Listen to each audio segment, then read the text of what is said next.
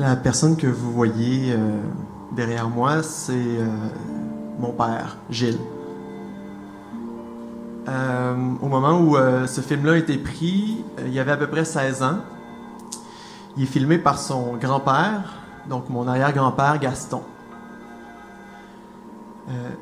Quand j'avais l'âge de Gilles à ce moment-là, c'est-à-dire quand j'avais 16 ans, mon grand-père, c'est-à-dire le père de Gilles et le fils de Gaston, Jean-Guy, est décédé. Puis au moment de son décès, ma grand-mère a décidé de me léguer tout le matériel 8 mm qui avait été acheté par Gaston, qui avait été utilisé par Gaston, qui avait été filmé par Gaston.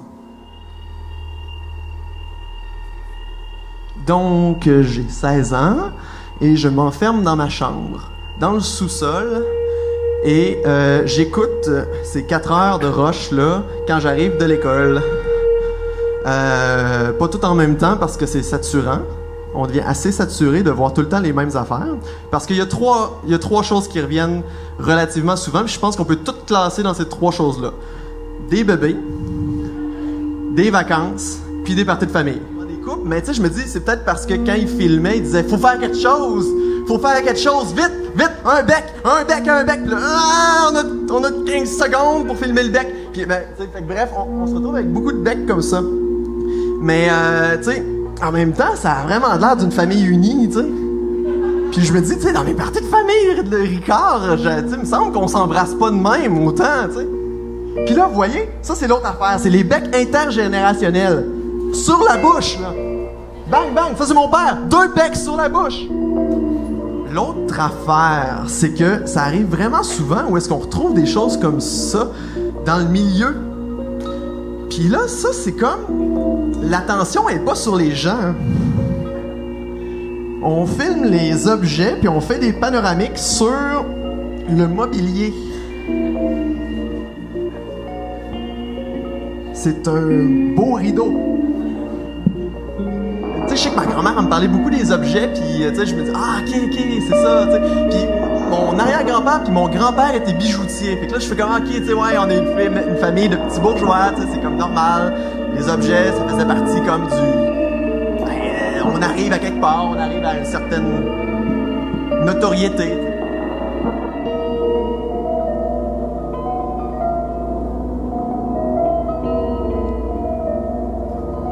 Et puis, je tombe sur cette bobine-là, sur laquelle il est écrit 1979, mariage de Gilles. Le mariage de mon père en 1979. Eh ben, je savais pas que mes parents étaient ensemble depuis si longtemps.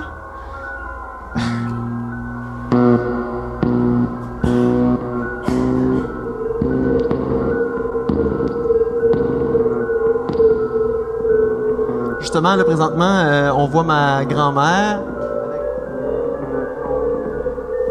Ici. Ça, c'est mon oncle, Gaétan. Ça, c'est ma tante Guylaine. Ça c'est ma grand-mère. Je sais pas c'est qui, ça. C'est qui, Pat? Es-tu là, Pat? C'est qui? Émile Dupont.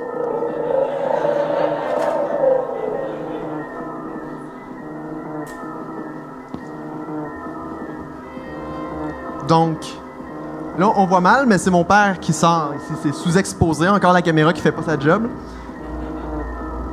Ça doit être mon grand-père. Ça doit être Jean-Guy qui attend. Ah,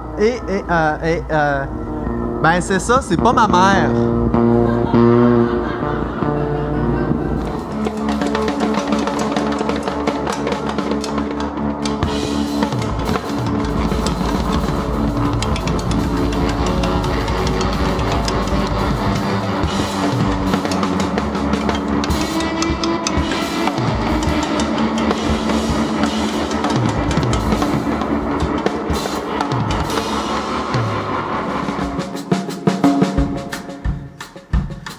Alors, merci Roger et merci à la personne qui a pigé cette bobine.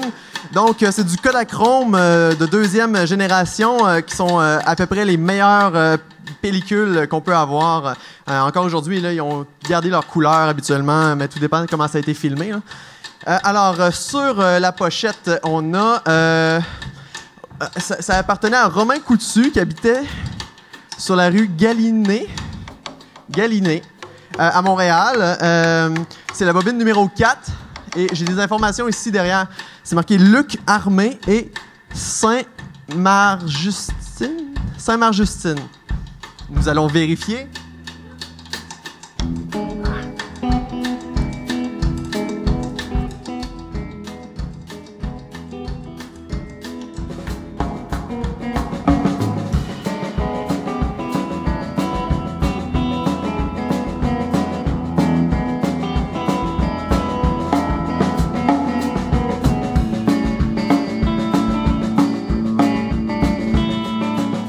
C'est des archives collectives parce que le party de Noël, ça ressemble à un party de Noël souvent pour les... Il y a un côté nostalgique autour des jouets, par exemple, parce que quand on voit des enfants... Ça a vraiment l'air le fun. Dans les années 50-60, déballer les cadeaux, ben, les gens de la même génération, ils ont pas mal tous eu les mêmes cadeaux, les mêmes jouets, donc c'est peut-être pas notre famille, mais on reconnaît des choses qu'on a vues depuis 50-60 ans.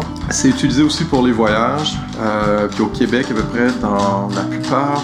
Sinon, la majorité des collections de films de famille sur lesquelles je suis tombé, on a toujours la tournée de la Gaspésie et puis le voyage en Floride. Donc oui, il y a vraiment le côté archives collectives, là, les mœurs des Québécois, des Nord-Américains, mais il y a une spécificité aussi dans certains thèmes, là, pas dans les thèmes, mais disons dans comment ça se manifeste dans les films de famille qu'on va retrouver dans les familles québécoises.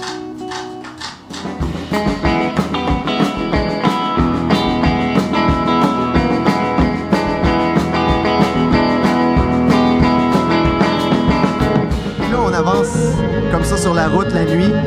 Puis là, je suis en train de me dire, mon père m'a jamais parlé aussi longtemps de ses émotions, tu sais. Là, je suis comme, ouais, c'est ça la vie, tu sais. C'est ça la vie, tu sais.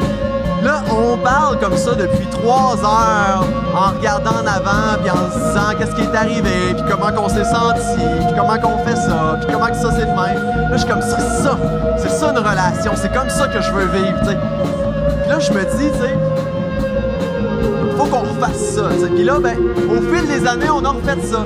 On était à Charlebourg, à Québec, puis là, on allait au Tim Hortons prendre un café, tu sais, puis on allait au Mike's prendre un café, puis on parlait 1 heure, tu sais, mais on parlait. Puis là, tu sais, je me suis dit, hey, ouais, c'est comme ça que ça marche, tu sais.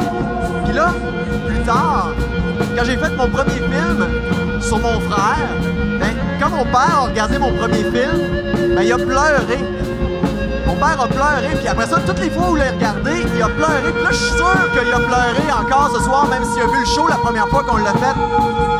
Puis là, je me suis dit, tu sais, il y a quelque chose là-dedans, là. Il y a quelque chose de beau de voir son père pleurer. Puis c'est au-delà du père, c'est au-delà du fait que je le connaisse. Il y a quelque chose de beau à voir un homme pleurer. Je me dis, j'ai pas assez de modèles d'hommes qui pleurent. Là, j'en ai un homme qui pleure.